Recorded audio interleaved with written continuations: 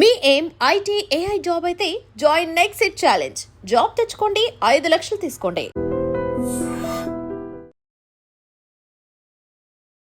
ఇవాల్టి మన గెస్ట్ ఎవరో కాదు, తెలంగాణ విట్టల్గా తన ఇంటి పేరునే తెలంగాణగా మార్చుకున్న వ్యక్తి, ఒకప్పటి జర్నలిస్టు, ఉద్యమ కాలంలో చురుకుగా పనిచేసిన వ్యక్తి, తెలంగాణ సామాజిక అంశాల పట్ల, భౌగోళిక వివరాల పట్ల లోతైన అధ్యయనం ఉన్న వ్యక్తి, నిజాలను నిర్భయంగా మాట్లాడి అందరి మనసులను చూరుకున్న తెలంగాణ విట్టల్ ఇవాళ మనతో ఉన్నారు.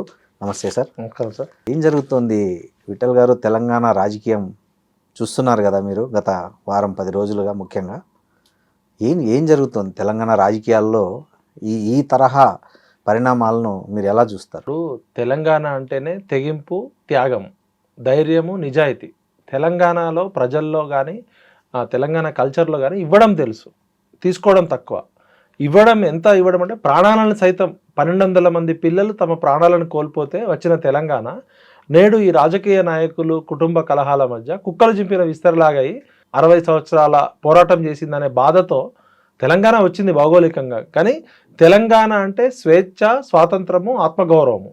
మా ఉద్యోగాలు మాకు కావాలని మొదలైన ఉద్యమంలో రాజకీయ నాయకులకి, కొంతమంది పెత్తందారుల కుటుంబాలకి తప్ప నిరుద్యోగులకి, విద్యార్థులకి, అమరవీరుల కుటుంబాలకి, ఉద్యమకారులకి ఏమీ లాభం జరగలేదనే బాధతో ఇవాళ నేను ఆ మాట మాట్లాడాల్సి వస్తుంది. అంటే కేసీఆర్ తెలంగాణ ఉద్యమాన్ని బాగా ముందుకు నడిపించిన వ్యక్తి. ఒక రకంగా తెలంగాణ సాధనలో ప్రముఖుడు ఎవరైనా ఉన్నారంటే కేసీఆరే రాజకీయ పరంగా. అలాంటి వ్యక్తి 10 సంవత్సరాలు పరిపాలించిన తర్వాత కూడా మీరు ఈ మాటలు మాట్లాడుతున్నారు. ఎట్లా అంటే 10 ఏళ్ల పాలన వైఫల్యం చెందింది అంటారా మీరు? కేసీఆర్ మీరు మంచి ప్రశ్న అడిగారు. టంకశాల అశోక్ గారు వార్తా పేపర్లో ఉద్యమం జరుగుతున్నప్పుడు ఒక ఆర్టికల్ రాశారు. తెలంగాణ సమాజము తన అస్తిత్వానికి, అస్మితకు, తెలంగాణ క్యారెక్టర్కి తగ్గ రాజకీయ నాయకత్వాన్ని ఎంచుకోవడంలో పదే విఫలమవుతుంది. 52 ముల్కీ ఉద్యమంలో ప్రజలు త్యాగాలు చేశారు, రాజకీయ నాయకులు బ్రోకర్లు అయ్యారు. 69 ఉద్యమంలో 379 మంది విద్యార్థులు ఆర్మీతో కొట్లాడి చనిపోయారు, 1000 మంది అడవుల్లోకి వెళ్ళారు. అప్పుడు చెన్నారెడ్డి గారు ఇందిరాగాంధీతో రాజీ పడ్డారు. అయితే కేసీఆర్ అనే పేరు ఇప్పుడు తెలుసు. 2001లో కరీంనగర్లో సింహగర్జన పెట్టినప్పుడు మే 17 ఆర్ మే 27 ఆయన అప్పటిదాకా దుబాయ్ చంద్రశేఖర్ అనే పేరుంది, ఆయన కేసీఆర్ అనే పేరు లేదు. ఒక బక్కపల్చని వ్యక్తి, ఆయన ఎవరో కూడా తెలియదు. ఆయన ఎన్టీఆర్ లాగా అందగాడు కాదు, రాముడు కాదు, కృష్ణుడు కాదు, ఆజానుభావుడు కాదు, స్వాతంత్ర సమరయోధుల కుటుంబం కాదు, అపర మేధావి కాదు. ఒక మామూలు బక్కపల్చని ఎమ్మెల్యే తెలంగాణ పేరుతో ఒక మీటింగ్ పెడితే లక్షల మంది ప్రజలు ఎందుకు వచ్చారంటే 69 తెలంగాణ ఉద్యమకారులు, ఈ లెఫ్ట్ పార్టీలు, తెలంగాణ ప్రజా సంఘాలు అంతా నిర్మించిన చైతన్యంతో ఆయన ఏమంటారంటే, నేను నా ముసల్ది, మియా और బేబీ, మేమిద్దరం ఇక్కడ ఉన్నాం, మాకు పావుసేరు బియ్యం పెట్టుకుంటే సరిపోతుంది, నా కొడుకు కూతురు అమెరికాలో అద్భుతంగా సెటిల్ అయ్యారు, నేను ఎటువంటి పదవులు తీసుకోను, తెలంగాణ రాష్ట్రానికి కాపలా కుక్కలాగా, వాచ్ డాగ్ లాగా ఉంటా, తెలంగాణ ప్రజలు ఇప్పటికే చాలా నష్టపోయారు, కాబట్టి తెలంగాణ ప్రజల ఆత్మగౌరవం కోసం, తెలంగాణ ప్రజల స్వేచ్ఛ కోసం, స్వాతంత్రం కోసం నా ఊపిరి ఉన్నంత వరకు నేను కొట్లాడతా అని చెప్పి నమ్మించిండు. ఆయన ఏమంటాడంటే, ఈ పరిణామ క్రమంలో, ఉద్యమ క్రమంలో నేనేమైనా పదవులు తీసుకుంటే నన్ను రాళ్లతో కొట్టి చంపండి అంటాడు, దళితుడిని ముఖ్యమంత్రి చేస్తా అంటాడు, నా కుటుంబ సభ్యులకు ఎటువంటి పదవులు లేనంటాడు. ఆ మాటలతోటి కేసీఆర్ గారు తెలంగాణ సమాజం ముందు అరే నేనేమైనా తప్పు చేస్తే నన్ను రాళ్లతో కొట్టి చంపమంటుండు, నా కుటుంబంలో ఎవరికి ఎటువంటి పదవులు తీసుకొని అంటుండు అని చెప్పి నమ్మించాడు. అయితే దురదృష్టవశాత్తు తెలంగాణ ప్రజల మంచితనాన్ని, అమాయకత్వాన్ని, ఆవేశాన్ని అడ్డం పెట్టుకొని 2001లో అట్లా మాట్లాడిన కేసీఆర్ 2004 ఎలక్షన్స్లో కాంగ్రెస్ పార్టీతో పొత్తు పెట్టుకొని తెలంగాణ రాకముందే కేంద్ర మంత్రి పదవి తీసుకున్నాడు. ఆ మంత్రి పదవి కూడా ఫస్ట్ షిప్పింగ్ శాఖ తీసుకున్నాడు. తెలంగాణలో సముద్రం లేవు, ఓడరేవులు లేవు. మరి ఆ షిప్పింగ్ శాఖ వల్ల వాళ్ళు ఇచ్చినా కూడా ప్రయారిటీ తెలంగాణకు ఉపయోగపడాలి కదా. ఇప్పుడు ఓడరేవులు, షిప్పింగ్ తర్వాత కార్మిక శాఖ మంత్రి, అది వేరు. నేను ఏమంటున్నా అంటే అసలు ఎందుకు తీసుకోవాల్సి వచ్చింది అంటే, నువ్వు అన్నావు కదా ఎటువంటి మంత్రి పదవులు తీసుకోవాలని. మరి 2006-07లో హరీష్ రావు గారికి ఏమో ఎమ్మెల్యే కాకుండానే మంత్రి పదవి ఇచ్చిండు మేనల్లుడికి.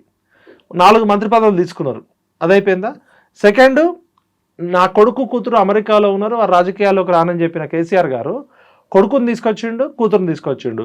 కొడుకుకేమో సిరిసిల్లలో కేకే మహేందర్ రెడ్డి అని మా అన్న ఉద్యమంలో తన జీవితం అంతా కోల్పోయి ఆస్తులు అమ్ముకొని ఎమ్మెల్యేగా గెలవబోతున్న కేకే మహేందర్ రెడ్డి గారి టికెట్ కొడుకుకి ఇచ్చాడు. ఇచ్చాడు అవును.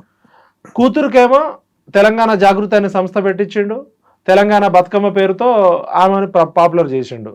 తర్వాత కొడుకును మంత్రి చేసిండు, కూతుర్ని ఎంపీ చేసిండు, మేనల్లుడు మంత్రి అయిండు. ఆయనకి మందుగోళీలు ఇచ్చే సడకుడు కొడుకు సంతోష్రావు రాజ్యసభ అయిండు. ఆయన బంధువు వినోద్రావు ఎంపీ అయిండు. తెలంగాణ ప్రభుత్వం రాకముందు ఇన్ని పదవులు తీసుకున్నారు. తెలంగాణ ప్రభుత్వం వచ్చినాక మొత్తం 17 మంత్రి పదవులు ముఖ్యమంత్రితో ఉంటే కేసీఆర్ గారు ముఖ్యమంత్రి, కేసీఆర్ గారు కొడుకు మంత్రి కేటీఆర్ గారు, కేసీఆర్ గారు మేనల్లుడు హరీష్ రావు గారు మంత్రి, ముగ్గురు. వాళ్ళ బంధువు దయాకర్ రావు గారు మంత్రి, జూపల్లి కృష్ణారావు గారు వెలమ సామాజిక వర్గం. ఉన్న 17లో 0.1% ఉన్న వెలమ దొరలకి 5 మంత్రి పదవులు ఇచ్చిండు, 6 రెడ్లకి పదవులు ఇచ్చిండు, అంటే 11. 50 to 60% ఉన్న బీసీలకి సరైన ప్రాతినిధ్యం ఇవ్వలే, మహిళలకు ఒక్క మంత్రి పదవి కూడా ఇవ్వలే. 5% ఉన్న రెడ్లకి 6 మంత్రి పదవులు ఇచ్చిండు. 0.1% ఉన్న వెలమ దొరలకి ఆయన కొడుకు, ఆయన కూతురు, ఆయన మేనల్లుడితో పాటు ఇంకో 2 వెలమ దొరలకి ఇచ్చి 5 మంత్రి పదవులు ఇచ్చిండు. మరి అప్పుడు సామాజిక తెలంగాణ అనే అంశం మీకు ఎందుకు గుర్తురాలే కవితక్క? ఆ రోజు తెలంగాణ అనేది ఎస్సీ ఎస్టీ బీసీలు ఎక్కువ మంది ఉన్నారు. శ్రీకృష్ణ కమిషన్ రిపోర్ట్లో స్పష్టంగా చెప్పింది, ఇక్కడ ఉన్న వెలమదొరలు, ఇక్కడ ఉన్న రెడ్డి పెత్తందారుల చేతిలో మెజారిటీ ఎస్సీ ఎస్టీ బీసీ ప్రజలు పేదోళ్ళు ఉన్నారు. తెలంగాణ ఏర్పడితే డీసెంట్రలైజ్ చేసేది, కింది కులాలకు కూడా పాలనలో భాగస్వామ్యం వస్తుందని చెప్పింది. తెలంగాణ పేరుతో మీరు దళితుడిని ముఖ్యమంత్రి చేస్తా అని దగా చేసింది మీ నాన్ననే. ఉప ముఖ్యమంత్రి చేశాడుగా, దళితుడిని ముఖ్యమంత్రి చేస్తా అని చెప్పాడు ఆయన, ఉప ముఖ్యమంత్రి చేస్తా అని చెప్పాడు ఆయన. చెప్పింది దళితుడిని ముఖ్యమంత్రి చేస్తా అన్నాడు. మరి ఏ రోజన్నా Kavitha garu daddy, oh my dear daddy, దళితుడిని ముఖ్యమంత్రి చేస్తా అని దగా చేసింది ఎవరు? 1200 మంది ఒక్క రక్త బొట్టు చిందకుండా తెలంగాణ తీసుకొస్తా అని చెప్పిన ఓ డాడీ, 1200 పిల్లలు ఎందుకు చచ్చిపోయారు డాడీ అని అడిగినావా కవితక్క? ఆమెకు పదవి ఉంది కదా. ఇప్పుడు పదవులు ఉన్నప్పుడు పెదాలు మూసుకుంటారు. ఇప్పుడు శ్రీశ్రీ గారు ఏమంటారు, ప్రపంచం దుఃఖం అంతా శ్రీశ్రీ గారి దుఃఖం, కృష్ణశాస్త్రి గారి బాధ అంతా ప్రపంచ బాధ అన్నట్టు. ఇప్పుడు కవిత గారికి ఆస్తి పంపకమో, వాటాల కొట్లాటనో, అవమానమో ఏదో జరిగి ఇప్పుడు ఆమె వచ్చి ఇవన్నీ మాట్లాడుతుంది. తను ఇప్పుడు కూడా ఎమ్మెల్సీ ఉంది కదా, అట్లా అనుకుంటే పదవి ఇప్పుడు కూడా తను ఎమ్మెల్సీగా ఉంది. ఆమె ఏమనుకుంటుంది, ఆమె స్థాయి పార్టీ వర్కింగ్ ప్రెసిడెంట్, లేకపోతే రేపు రాబోయే అధికారంలో ముఖ్యమంత్రి పదవి. ఆమె ఏమనుకుంటుంది, హరీష్ రావు నాకన్నా దేనిలో గొప్పోడు, కేటీఆర్ దేనిలో గొప్పోడు, సంతోష్ రావు దేనిలో, ఎందుకంటే వాళ్ళ టాలెంట్ ఏందో ఈమెకు తెలుసు కదా. ఒక రకంగా చూస్తే ఆ కుటుంబం మొత్తంలో కేసీఆర్ తర్వాత షార్ప్ కవిత గారే. ఆమె సొంతంగా తెలంగాణ జాగృతి పెట్టుకొని బతుకమ్మని ఆమె స్వయం కృషితోటి ఎదిగింది.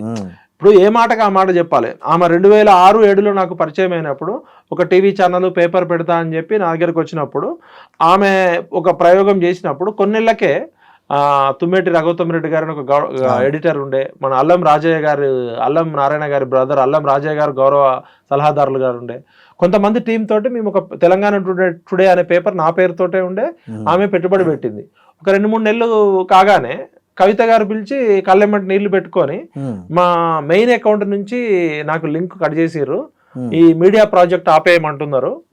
ఎవరు ఆపేయమన్నారంట? వాళ్ళ కుటుంబ సభ్యులు, వాళ్ళ నాన్న, వాళ్ళ అన్న, వాళ్ళ బావ. అంటే ఎందుకంటే ఆమె ఎదగడం వాళ్ళకి ఇష్టం లేదు. ఇది ఇప్పుడు కవిత గారి కన్నీళ్లు నిన్న పెట్టిన కన్నీళ్లు కాదు, 2006-7లోనే కన్నీళ్లు ఉన్నాయి.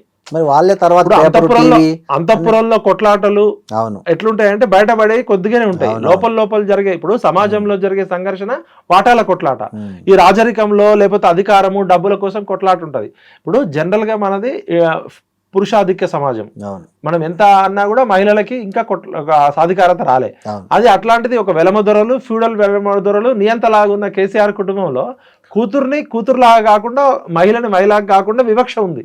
అది అంతవరకు నేను ఒప్పుకుంటా. ఇక్కడ ఒకటి పాయింట్ విఠల్ గారు, మీరు చెప్పినట్లు ఆమెకు అప్పట్లోనే వాళ్ళకి ఎదిగేది ఇష్టం లేదంటే తర్వాత ఆమె ఎంపీ అయింది, తర్వాత ఎమ్మెల్సీ అయింది, మరి అట్లా ఎదిగేది లేకపోతే ఎంపీ ఎమ్మెల్సీ అయ్యారు కదా. కేటీఆర్ గారు కవిత గారు అమెరికా నుంచి రాగానే 2 ఎమ్మెల్యే టికెట్ కావాలని పోటీ పడ్డారు. పోటీ పడితే అప్పుడు దిలీప్ గారు వీళ్ళు పెద్ద మనుషులంతా కూర్చోబెట్టి 2లో ఎవరికన్నా ఒకళ్ళకే ఇస్తామంటే అప్పుడు కేటీఆర్ అప్పటి నుంచే పోటీ పడ్డది. ఆమె 2006-7లోనే నాకు ఎమ్మెల్యే టికెట్ కావాలంటే ఆమె అధికారం వచ్చినప్పుడు ఇచ్చిర్రు. ఫస్ట్ అప్పుడు జాగృతి పెట్టిర్రు, బతుకమ్మ అన్నారు, బతుకమ్మకి డబ్బులు ఇచ్చిర్రు, బతుకమ్మ పేరుతో ఎంపీ అయింది. నెక్స్ట్ టైం ఓడిపోయింది కదా. నిజామాబాద్ నుంచి. ఓడిపోయింది. తర్వాత పాపం ఇప్పుడు ఇక్కడ ఉన్నోళ్ళేమో కేసీఆర్ గారు చుట్టూన్న హరీష్ రావు, కవిత, కేటీఆర్, సంతోష్ వీళ్ళంతా వందల వేల కోట్ల లక్షల కోట్లు సంపాదించుకుంటే ఆమెను అప్పుడే ఢిల్లీకి పంపించారు. ఔటర్ రింగ్ రోడ్డుకి పంపిస్తే ఆమె ఢిల్లీలో పోయి 100 కోట్ల లిక్కర్ స్కామ్ ఇరుక్కుంది. ఇప్పుడు హరీష్ రావు ఇంతవరకు మరకబడలే, సంతోష్ రావు మీద పబ్లిక్ ఎక్కడ రాలే, కేటీఆర్ గారి మీద ఆరోపణలు, కేసీఆర్ గారు ఈమెకి అప్పటి నుంచే వివక్ష ఉందని అర్థమవుతుంది ఆమె మాట్లాడిన దాన్ని బట్టి. ఈమె ఇప్పుడు అందరేమో సంతోష్ రావు అనేటోడు 100 కోట్లు 1000 కోట్లు అమెరికాలో విల్లాలు, ఫామ్ హౌజులు, ఆస్ట్రేలియాలో ఎస్టేట్ సంపాదించుకోండి అని చెప్తున్నారు. హరీష్ రావు ఆగర్భ శ్రీమంతుడు అని చెప్తున్నారు. కేటీఆర్కి ఆస్తులు ఉన్నాయని చెప్తున్నారు. ఈమె బాధ ఏంటంటే నాకు అప్పటి నుంచి మా నాన్న ముఖ్యమంత్రి అయినా కూడా నాకు పెత్తనం ఇయ్యలే, నా పేరు నేను చెప్పింది ఏమి నడవలే, నా పైరవీలు నడవలే కాబట్టి ఆమె పాపం ఢిల్లీ పోయి లిక్కర్ స్కామ్ లో పోయి తెలంగాణ ఇజ్జత్ తీసింది, ఆమె ఇజ్జత్ పోగొట్టుకుంది. పాపం ఇక్కడ అవకాశం లేదు, ఆ వివక్షతో అక్కడికి పోయింది, ఇరుక్కుందో, ఇరికించిందో, ఆమె కావాలని చేసిందో, సిబిఐ తిహార్ జైల్లో ఏం జరిగిందో అదంతా మనకు తెలుసు. అంటే ఇక్కడ ఆమె మీద ఇప్పుడు ఇంతకుముందు ప్రభుత్వంలో ఉన్నప్పుడు ఆమె చాలా ప్రియారిటీ ఉండేది, మీకు తెలుసు. ఎక్కడికి పోయినా నాయకులు కానీ కార్యకర్తలు కానీ క్యాడర్ అంతా కూడా ఆమెకు బ్రహ్మరథం పట్టేవాళ్ళు. సో అట్లాంటి ఆమెను అంటే డబ్బు సంపాదించుకోకుండా నిరోధించే అంటే చాలా పనులు ఏమి చెప్తే జరిగాయని కూడా అంటారు కదా మిగతా పార్టీలో. అంటే లోపల ఏం జరిగిందో పక్కకు పెడితే మనకి నిన్న కవిత గారు చెప్పిన దాన్ని బట్టి అర్థం చేసుకోవాలి. బిట్వీన్ ద లైన్స్ అంటే పేరుకు నేను కేసీఆర్ కూతురునే తప్ప ఆమె ఎవరితో పోల్చుకుంటుంది? హరీష్ రావు, సంతోష్ రావు, కేటీఆర్ తో పోలిస్తే నాకు వివక్ష జరిగింది. ఈ దొంగ కొడుకులు ఒక్కొక్కడు 1000 కోట్లు 100 కోట్లు సంపాదించుకున్నారు. మా నాన్న దేవుడే, మా నాన్న చుట్టూ దయ్యాలున్నాయని చెప్తుంది. నేను మా నాన్నగారికి రాసిన లెటరు, వ్యక్తిగతంగా రాసిన లెటరు లీక్ ఎట్లయింది, ఆ లీక్ వీరులు ఎవరని అడిగింది. దానికి అవతల నుంచి కేటీఆర్ వైపు నుంచి బీఆర్ఎస్ నుంచి ఏమన్నారు, మా పార్టీలో కూడా కొంతమంది కాంగ్రెస్ కోవర్ట్లు ఉన్నారని ఇండైరెక్ట్ గా కవిత వెనకాల రేవంత్ రెడ్డి గారు ఉన్నారని చెప్పిండు. అన్నారు కేటీఆర్, మా కుటుంబ సభ్యులే అన్నారు. ఇంకా చెప్పాలంటే కోవర్ట్లు ఉన్నారు అన్నాడు. కవితని చెప్పాలంటే మా కుటుంబ సభ్యుల్లోనే ఉన్నారని కేటీఆర్ స్పష్టంగా చెప్పాడు. ఆయన డైరెక్ట్ గా కవితని రేవంత్ రెడ్డి ఆడిస్తున్నాడు, ఈమె తోలుబొమ్మ అని చెప్పిండు. అప్పుడు కవిత గారు ఏమన్నారు, మా నాన్నకి నేను రాసిన వ్యక్తిగత లేఖ లీకు చేసిన లీకు వీరులు ఎవరో చెప్పమంటే గ్రీకు వీరులు ఎందుకు మాట్లాడుతున్నారు అన్నది. ఒక ఆయన నల్లగొండ జిల్లా ఆయన 3 అడుగులు ఉండే లిల్లిపుట్టు ఆయన కూడా మాట్లాడుతుండు, ఆయనకేం తెలుసు అది ఇదని మాట్లాడింది. ఆయన ఏమన్నాడు, నువ్వు 2001లో ఎక్కడున్నావు నేను ఉద్యమాలు చేసినప్పుడు జగదీశ్వర్ రెడ్డి గారు ధీటుగా సమాధానం చెప్పారు. సెకండ్ అది అయిపోయింది. జగదీశ్వర్ రెడ్డి గారిని లిల్లిపుట్ అన్నది, వాళ్ళ అన్నని గ్రీకు వీరుడు అన్నది, వాళ్ళ ఇంకో అన్నని లీకు వీరుడు అన్నది. తర్వాత ఏమన్నది, కార్తీక్ రెడ్డి గారిని నువ్వు పెద్దవాళ్ళ మధ్యలో నువ్వెందుకు వస్తున్నావు బాబు, చిన్న బాబు, నువ్వు లాలీపాప్ చీక్కుంటా కూర్చోకుండా పిప్పర్మెంట్ తినే వయసు నీది, నువ్వు పెద్దవాళ్ళ గొడవలోకి రాగానే కార్తీక్ రెడ్డిని అన్నది. ఇది అయిపోయినాక వాళ్ళ నాన్నని మాత్రం దేవుడు అన్నది. ఈ దయ్యాల పేర్లు చెప్పలే. సెకండ్ వచ్చేసి లేటెస్ట్ గా ఏమన్నది, లిల్లిపుట్టు 3 అడుగుల లిల్లిపుట్టు అని అవమానించి ఇప్పుడు 6 అడుగుల బుల్లెట్ ఉంది కదా, అండ్ అసలు దొంగ మా దొంగ బావ హరీష్ రావు, ఈ తన్నీరు హరీష్ రావు అనేటోడు పైకి కనపడతాడు ట్రబుల్ షూటరు, లోపల వీడు పెద్ద బబుల్ షూటరు, వీడిని పట్టుకొని తనండి, తన్నీరు హరీష్ రావు అనే మా దొంగ బావని పట్టుకొని తనండి అని చెప్తుంది. మా ఇంకో అన్న రాజ్యసభ సభ్యుడు ఉన్నాడు, గోళీలు అందించే గోళీరావు ఉన్నాడు కదా, ఈయన ఇప్పుడు కేసీఆర్ అనేట ఆయన ఒక మోనార్కు, ఒక కోనార్కు, ఒక సీతయ్య టైపు. ఒకసారి కవిత గారితో నేను మాట్లాడుతూ కవిత గారు చెప్తుండే, మా నాన్న సీతయ్య టైపు, ఎవరు మాట వినరు అన్నది. కొన్ని రోజులు అయినాక సీతయ్య మాట కూడా ఎవరు వినరు అన్న. ఇవాళ కేసీఆర్ అనేట ఆయన తెలంగాణ సమాజంలో ఒక బాహుబలి లాగా 4 కోట్ల మందికి నాయకుడు ఉన్న కేసీఆర్ గారిని ఒక హరీష్ రావు, ఒక సంతోష్ రావు చేతిలో బందీ అయిపోయిందంటే కేసీఆర్ గారు డమ్మీ అయిపోయిందని చెప్తుందా కవిత, లేదా కేసీఆర్ గారికి ఏం తెలియదని చెప్తుందా? కేసీఆర్ ను వాళ్ళు మభ్య పెడుతున్నారు అని చెప్తుంది, వాస్తవాలు తెలియకుండా. అంటే మరి ఇన్ని రోజులు మభ్య పెడితే మభ్య పడేటోడు ఈయనేం నాయకుడు అవుతాడు? ఈయన డమ్మి నాయకుడే కదా. ఇప్పుడు 4 కోట్ల ప్రజలకి ఒక బాహుబలి లాగున్న కేసీఆర్ ఉట్టి పైకి ఇదేదో మన ఆలీ ఈయనక ఏదో సినిమాలో బెలూన్లు పెట్టుకొని 6 ప్యాక్ కనబడ్డట్టు మా నాన్న డమ్మి, మా నాన్న హరీష్ రావు చేతిలో తోలుబొమ్మ అయిపోయాడు. కేసీఆర్ గారు ఒకళ్ళు చెప్తే వినే టైపా? ఆయన సొంత భార్య చెప్తేనే వినడు. కవిత గారు చెప్పారు, మా నాన్న ఎవరు చెప్పినా వినడు, ఆయనకు నచ్చింది చేస్తాడు. 6 గంటల తర్వాత మా నాన్న రూమ్ లోకి పోవాలంటేనే మేము భయపడతాం అంటారు. ఇప్పటికి కూడా ఇన్నయ్య గారు చాలా సార్లు చెప్తారు, కేటీఆర్ అయినా, కేసీఆర్ అయినా, హరీష్ అయినా, సంతోష్ అయినా కేసీఆర్ గారు చెప్పింది చేయాల్సిందే తప్ప ఆయనని ఇన్ఫ్లుయెన్స్ చేసే దశలో ఉన్నారని అనుకుంటే మరి కేసీఆర్ గారు 10 సంవత్సరాలు ముఖ్యమంత్రిగా ఉండి హరీష్ రావు, సంతోష్ రావు పెత్తనం చేసిందంటే ఆమె చెప్పింది ఒక విషయమే. మరి కేసీఆర్ గారిని బందీ చేసి ఇంకా ఎన్ని వేల కోట్ల, ఎన్ని లక్షల కోట్ల స్కాములు చేశారో అవన్నీ బయట పెట్టాలంటున్నా. ఇవాళ సిబిఐ కానీ ఏసీబీ కానీ ఫస్ట్ ఎంక్వైరీ చేయాల్సింది కవిత గారిని. కవిత గారు స్పష్టమైన ఆరోపణలు చేశారు. మా నాన్న మంచోడు, మా నాన్న దేవుడు, మా నాన్న శుద్ధపూస, మా నాన్న వెన్నపూస, మా అన్నకి ఏం తెలియదు, మా అన్నకి హీరోయిన్లను పరిచయం చేసింది సంతోష్ రావు, సమంతాని, రకుల్ ప్రీత్ని, పార్వతి మిల్టన్ని. పాపం మా అన్నకు కూడా ఏం తెలియదు, వీళ్ళిద్దరు చేతిలో బందీ అయిపోయారు, నానా జాగ్రత్త. నిన్న మా సంతోష్ రావు అనేటోడు గ్రీన్ ఛాలెంజ్ పేరుతో మా నాన్న హరితారం పేరుతో 230 కోట్ల మొక్కలు పెట్టి మంచిగా చేయాలనుకుంటే దానిలో కూడా స్కామ్ చేసిండు. ఇప్పుడు ఇంకోటి సార్, ఆమె అధికారంలో ఉన్నప్పుడే ఈ మొత్తం అవినీతి అంతా జరిగింది. కవిత ఏమైతే ఇప్పుడు ఆరోపిస్తున్నారో, నిన్న ప్రెస్ మీట్ పెట్టి కానీ అంతకు ముందు కానీ మా నాన్న చుట్టూ ఉన్న వాళ్ళు అవినీతి చేస్తున్నారని, 10 ఏళ్ళు అధికారంలో ఉన్నప్పుడు జరిగిన అవినీతిని ఆమె దగ్గర ఇంత గ్యాప్ తీసుకొని, ప్రతిపక్షంలో వచ్చి కూడా దగ్గర 1.5 year దాటిపోయింది, ఇంత గ్యాప్ తీసుకుని స్పెసిఫిక్గా వాళ్ళను టార్గెట్ చేయడం వెనక ఆమె సొంత ఎజెండా ఏమన్నా ఉందంటారా కవితకి? ఇప్పుడు మీరు వ్యవసాయ కుటుంబం నుంచి వచ్చారు, నేను వ్యవసాయ కుటుంబం, మేము కూడా వ్యవసాయ కుటుంబం నుంచి వచ్చినాం. మా నాయనమ్మ ఒకసారి చిన్నప్పుడు ఏడుస్తుండే, బర్రె చచ్చినాక పాడి బయటపడుతుందని ఒక నానుడు ఉంది, ఒక సామెత. ఇప్పుడు బర్రె ఉన్నప్పుడు మీ బర్రె ఎన్ని లీటర్లు పాలు ఇస్తుంది అంటే అది 4 లీటర్లు ఇస్తే 2 లీటర్లు అని చెప్తారు, సాయంత్రం 1 లీటర్. అయితే బర్రె చచ్చిపోయాక కూర్చొని ఆయన ఏడుస్తుంటది, ఓ ఈ బర్రె ఎంత మంచి బర్రె, పాడి బర్రె, ఇది పొద్దున 4 లీటర్లు సాయంత్రం 4 లీటర్లు ఇచ్చేదని ఏడుస్తుంది. ఎప్పుడైనా రాజకీయ పార్టీలలో అధికారం ఉన్నప్పుడు బయటకు రావు, అధికారం కోల్పోయినాక ఈ పాపపు సొమ్ము తినేయన్ని, అది పాపపు సొమ్ము తిన్నోళ్ళకి ఉండే స్వభావము. ఇప్పుడు నరం మీద పుండుంది అనుకో, అది సలసలసలకు ఆగుతుంటది, నరం మీద పుండున్న మనిషి ఒక దగ్గర కూర్చోలేడు. కవిత గారికి తెలంగాణ సమాజం ఇప్పటికైనా కృతజ్ఞత చెప్పాలి. ఆమె చాలా విచిత్రమైన విషయాలు చెప్పింది. నవీన్ రావు అనే ఒక ఎమ్మెల్సీ, వాడు మొత్తం తెలంగాణ హైదరాబాద్ చుట్టూన్న భూములు మింగిన భూబకాసుడు అని చెప్పింది. భూములు మింగిన భూబకాసురులు ఉన్నారు, గుట్టలు మింగిన గుండాగాలు ఉన్నారు, కొండలు మింగిన ఆనకొండలు ఉన్నారు, గ్రానైట్ గుట్టలు మింగిన వాళ్ళు ఉన్నారు, కరీంనగర్ గుట్టలు మింగిన వాళ్ళు ఉన్నారు, సింగరేణి బొగ్గురు మింగిన వాళ్ళు ఉన్నారు. ఆమె ఒక నవీన్ రావు పేరు చెప్పింది. పోచంపల్లి శ్రీనివాసరెడ్డి అనే ఎమ్మెల్సీ 100 కోట్ల 1000 కోట్ల విల్లాలు కట్టుకుంటున్నాడు, తినడానికి గతి లేని ఒక మధ్యతరగతి కుటుంబం నుంచి వచ్చినోడు ఇలా శ్రీమంతుడు అయిపోయాడు, ఆగర్భ శ్రీమంతుడు. ఎక్కడో మెగా శ్రీనివాసరెడ్డితో కలిసి మోకిల్లాలో 750 కోట్ల విల్లాలు చేస్తున్నాడని చెప్పాలా. రేపొద్దున కవితక్క ఆ విల్లాల దగ్గర కూర్చొని అన్ని అమరవీరుల కుటుంబాలకు పంచాలని చెప్పాలా. ఆ 750 విల్లాలు ఒక్కొక్క విల్లా ఒక్కొక్క అమరవీరుల కుటుంబాలకి పంచమని అమర దిశ కూర్చోవాలి. నేను కూడా అక్కడికి వస్తా, తెలంగాణ ఉద్యమకారులంతా అక్కడికి పోదాం. కవితక్క నేను డిమాండ్ చేస్తున్నా, అక్క పోచంపల్లి శ్రీనివాసరెడ్డి అనేటోడు అక్రమంగా సంపాదించిన విల్లాలు ఏమవుతున్నాయో అవన్నీ ఉద్యమకారుల కుటుంబాలకు పంచుదాం రా. అదే విధంగా ఆమె ఏమన్నది, ఆయన పల్లా రాజేశ్వర రెడ్డి నాకు చెప్పిండు చాలా విషయాలు అని చెప్పింది. ఇంకోటి కోట్ చేశారు. అదే విధంగా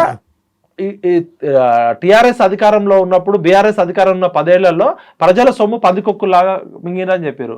ఆమె ఇంకేమన్నది, నేరేళ్లలో దళితుల్ని ఇసుక లారీలతో తొక్కిచ్చిర్రు, దానికి అడ్డుకున్న నేరేళ్ల బాధితుల్ని ఎస్సీ ఎస్టీ బీసీ పేద వాళ్ళని 8 మందిని 3rd డిగ్రీ పెట్టి ఒక ఐపీఎస్ ఆఫీసర్ తోటి కరెంటు షాకులు పెట్టి వాళ్ళ ప్రైవేట్ పార్ట్స్ లలో కూడా ఇబ్బంది పెట్టి వాళ్ళని సంసారానికి పనికి రాకుండా చేశారని మీరా కుమార్ కూడా వచ్చింది.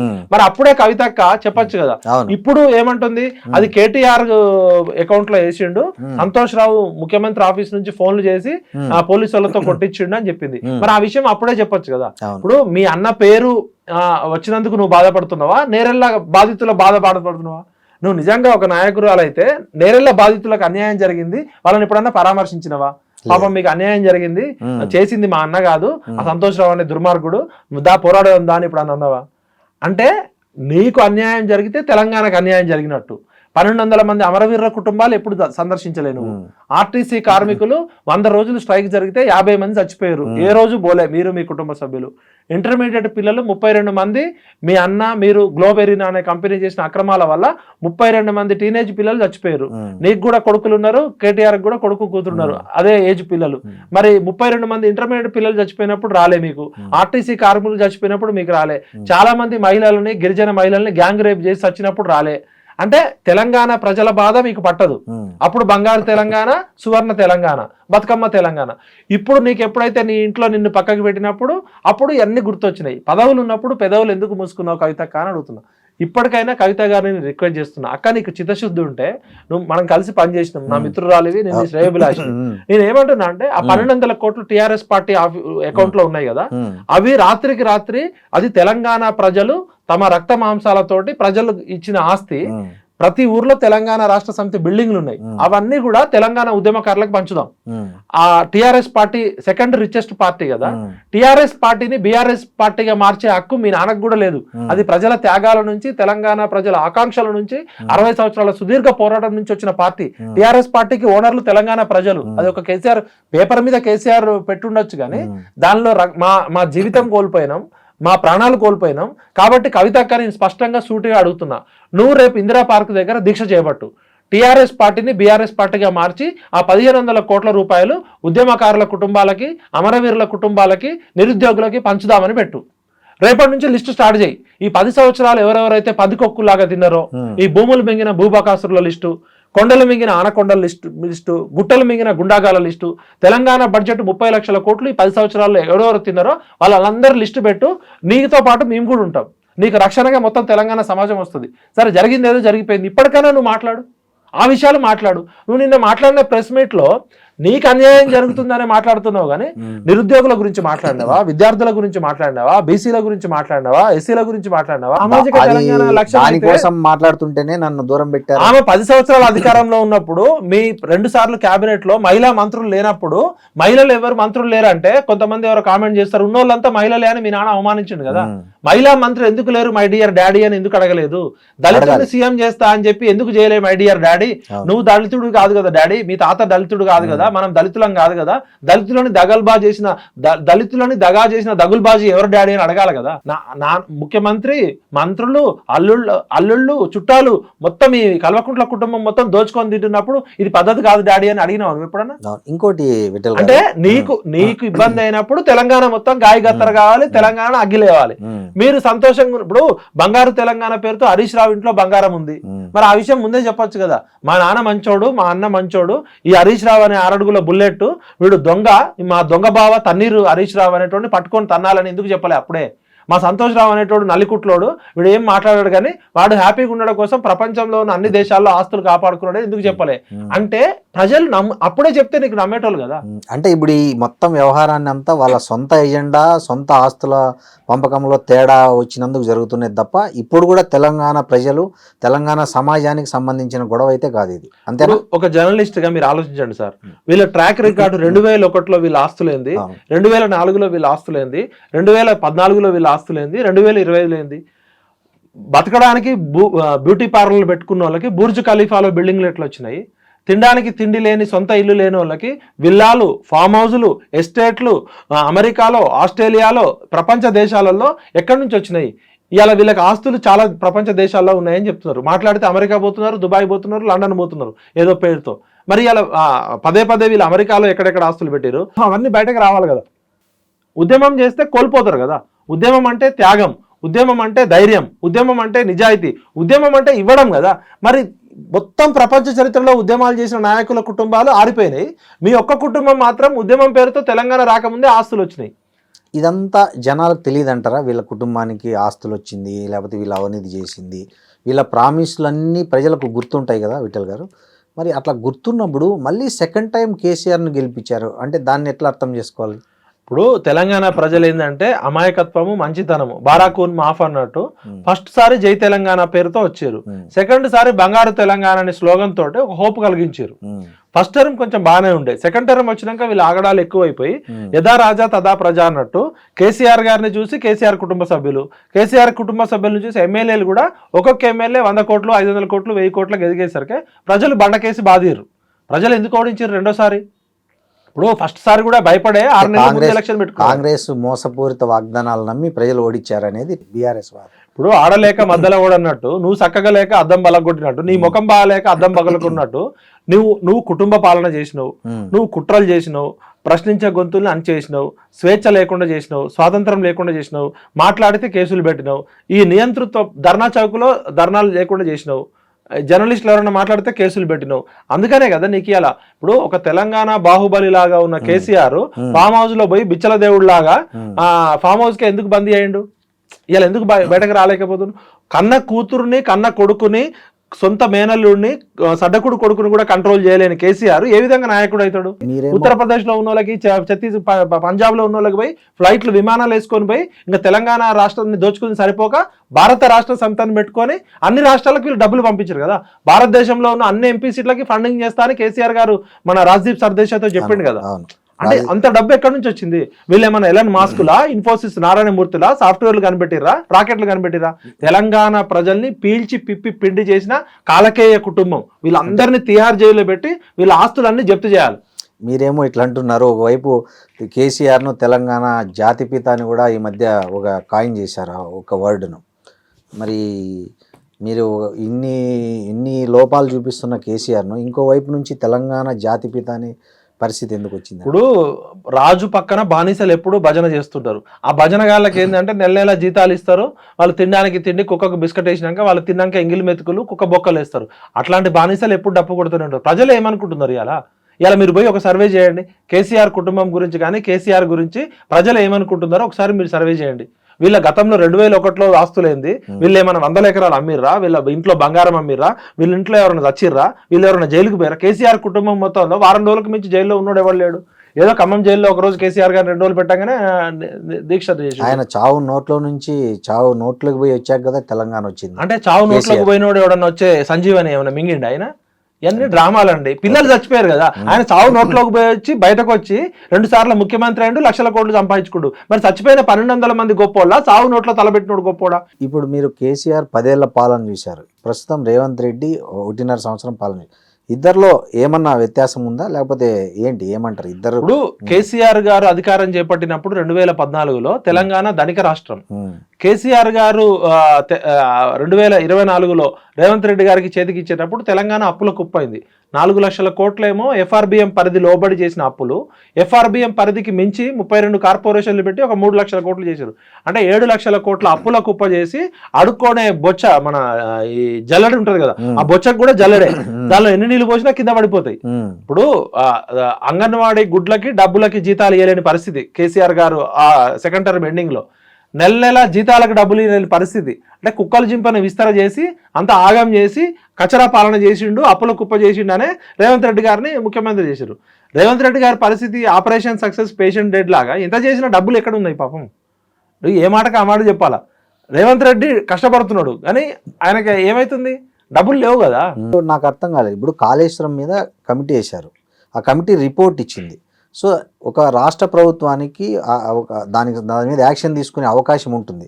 అయినా కూడా రేవంత్ రెడ్డి గారు కాళేశ్వరం మీద సిబిఐకి వెళ్ళడం అంటే, ఒకవైపు మనం చూస్తున్నాం రోజు వాళ్ళ పార్టీ రాహుల్ గాంధీ గారు ప్రతిరోజు మాట్లాడుతున్నారు, సిబిఐ కానీ ఈడీ కానీ ఈసీ కానీ అన్నీ కేంద్రం చేతిలో కీలుబొమ్మలు అని చెప్పి ఆయన ఒకవైపు చెప్తున్న ఈ సందర్భంలో మరి రేవంత్ రెడ్డి కాంగ్రెస్ ముఖ్యమంత్రిగా ఉంటూ ఈ కాళేశ్వరం కేసును సిబిఐకి అప్పగించడం అంటే దాన్ని ఎట్లా అర్థం చేసుకోవాలి? సింపుల్ ఎగ్జాంపుల్ సార్, నేను ఒక జిల్లా ఎస్పీని, మీరు ఒక జిల్లా ఎస్పీ. నేను ఖమ్మం జిల్లా ఎస్పీని, మీరు పక్కన ఉన్న ఆంధ్రప్రదేశ్ లో ఉన్న విజయవాడ ఎస్పీ అనుకుందాం, కృష్ణా జిల్లా ఎస్పీ అనుకుందాం. ఒక పెద్ద దొంగతనం చేసిండు, ప్రపంచంలోనే అతిపెద్ద దొంగతనం జరిగింది, ఏదో గుప్త నిధిలో ఏదో దొంగతనం జరిగింది.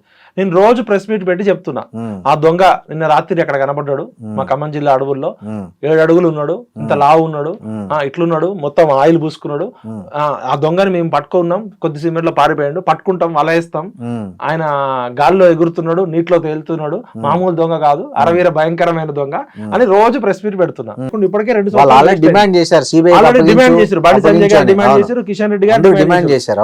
ఆల్రెడీ మీ దగ్గర నేషనల్ డ్యామ్ సేఫ్టీ అథారిటీ ఇచ్చిన రిపోర్ట్ ఉంది, విజిలెన్స్ కమిషన్ ఇచ్చిన రిపోర్ట్ ఉంది, అనేక ఆరోపణలు ఉన్నాయి. నిన్న స్వయంగా కేసీఆర్ గారి కూతురే కాళేశ్వరంలో అవినీతి జరిగింది, ఈ అవినీతి అంతా మా దొంగ బావ, మా కొంగ బావ తన్నీరు హరీష్ రావు చేసిండు అని చెప్తుంది.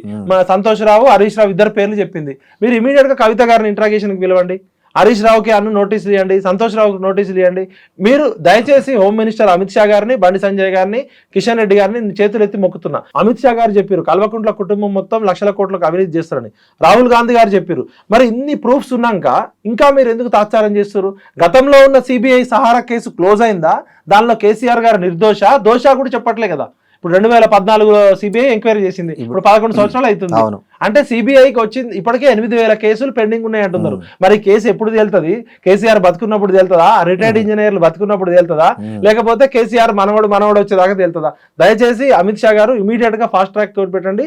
లేకపోతే బీజేపీ కూడా ఇలా రేవంత్ రెడ్డి మారి మీద అనుమానం వచ్చేసింది, బీజేపీ కూడా కలిసే ఉన్నది అనుకుంటాం. ఇప్పుడు ఒక విచిత్రమైన ఆరోపణలు జరుగుతున్నాయి ఈ తెలంగాణ 3 పార్టీల్లో. బీఆర్ఎస్ ఏమంటుందంటే కాంగ్రెస్ బీజేపీ కుమ్మక్కైంది, అందుకే రేవంత్ రెడ్డి దాన్ని సిబిఐకి ఇచ్చాడు కాబట్టి క్లియర్గా తెలిసిపోతుంది కాంగ్రెస్ బీజేపీ కుమ్మక్కైందని బీఆర్ఎస్ అంటుంది.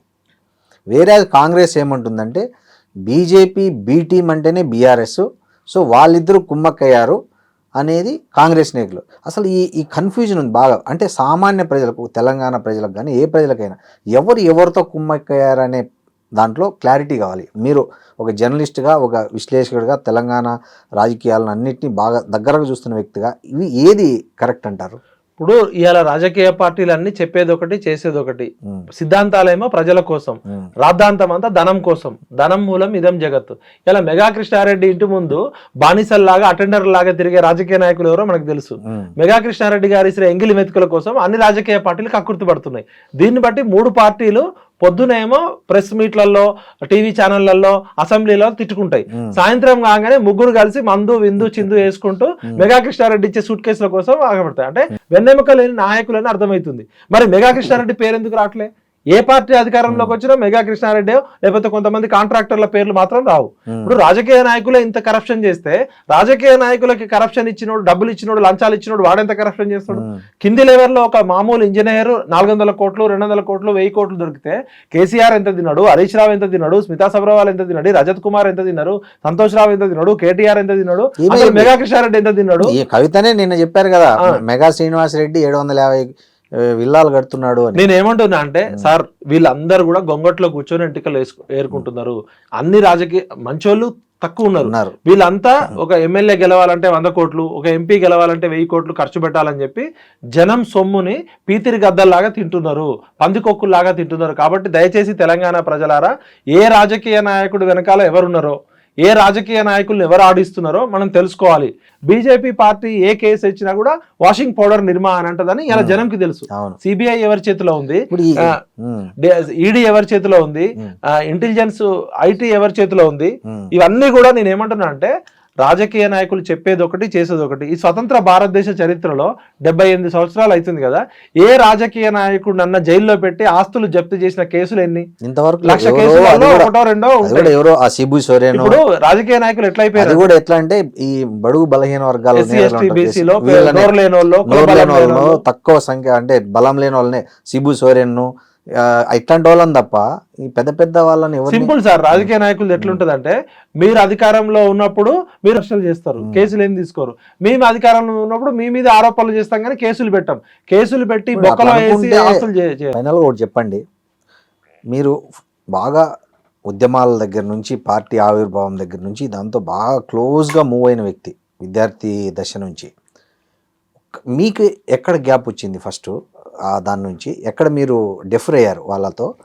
2, మీరు మనం ఇంతసేపు మాట్లాడుకున్న ఈ రాజకీయాల పరిస్థితుల్లో తెలంగాణ ప్రజల ముందున్న ఆప్షన్ ఏంటి? ఇప్పుడు ఈ దీనికి మీరేం చెప్తారు? మేము రాజకీయ పార్టీలలో లేము, తెలంగాణ ఉద్యమం కోసమే వచ్చినాం. మా నాన్నగారు 69 ఉద్యమంలో ఉన్నారు, మా పెదనాన్నగారు ఉన్నారు, మా బంధువు కొలిశెట్టి రామదాస్ గారు 1968 ఉద్యమం ప్రారంభించింది ఆయన. మాకు వాళ్ళు స్ఫూర్తి. సరే, కేసీఆర్ గారు 2001లో ఆయన ఇచ్చిన స్పీచ్లు కానీ, ఆయన జనాలను ఆకట్టుకున్న విధానం చూసి ఆయనకి సపోర్ట్గా పనిచేసినాం. కానీ ఏ రోజు మేము టీఆర్ఎస్లో లేము. ఆయనకి బయట నుండి మద్దతు పలుకుతూ టీఆర్ఎస్ పార్టీలో ఫస్ట్ జైలుకి వెళ్ళిందే నేను.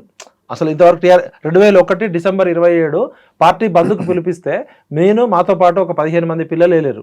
చెంచల్గూడ, చెల్లపల్లి కేసులు, రకరకాలు కేసులేమో జనాలు, త్యాగాలేమో ప్రజలయ్యి, భోగాలు మాత్రం నాయకులు. తెలంగాణ సమాజం తన వ్యక్తిత్వానికి, తన అస్మితకి, తన ఆత్మగౌరవానికి తగిన రాజకీయ నాయకులను ఎంచుకోవడంలో పదే విఫలమవుతుంది. ఇది మొత్తం తెలంగాణ సమాజం యొక్క ఫెయిల్యూర్. మేధావులు, రచయితలు, కవులు, కళాకారులారా, ఇప్పటికైనా మేలుకోండి. మన ప్రజలేమో ప్రాణాలను త్యాగం చేస్తున్నారు, జీవితాలను త్యాగం చేస్తున్నారు. కృతజ్ఞత కూడా లేదా? వాళ్ళేమి ఎమ్మెల్యే సీట్లు అడగలే, ఎంపీ సీట్లు అడగలే, మంత్రి పదవులు అడగలే, కవితలాగా ఆస్తుల వాటాలు అడగలే.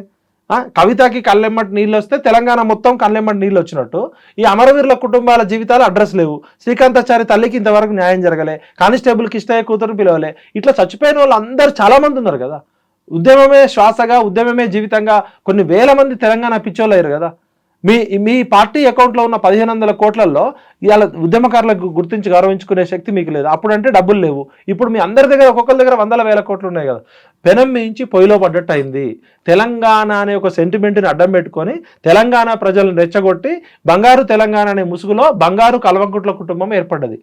వీళ్ళని ఇప్పటికైనా వీళ్ళంతా కూడా చెట్టు మీద కొంగలే, దోచుకునే దొంగలే వీళ్ళంతా కూడా. థ్యాంక్ యూ విఠల్ గారు, నమస్తే. And don't forget to subscribe to iDream. And for more videos, Please subscribe to iDream. Please subscribe to iDream. Please subscribe iDream. And please subscribe to iDream.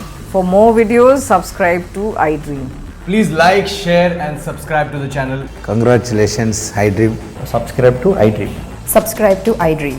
So subscribe to iDream Media. iDream ki iDream team andarki huge congratulations. Please subscribe iDream Media. Please subscribe to iDream. Subscribe iDream. Please subscribe to iDream. iDream అంటే నా కళల ఛానల్ను subscribe చేసుకున్న నోరు తిరుగుతలేదు. మీరైతే గంట గుర్తు కొట్టండి. For more such videos, please subscribe to iDream.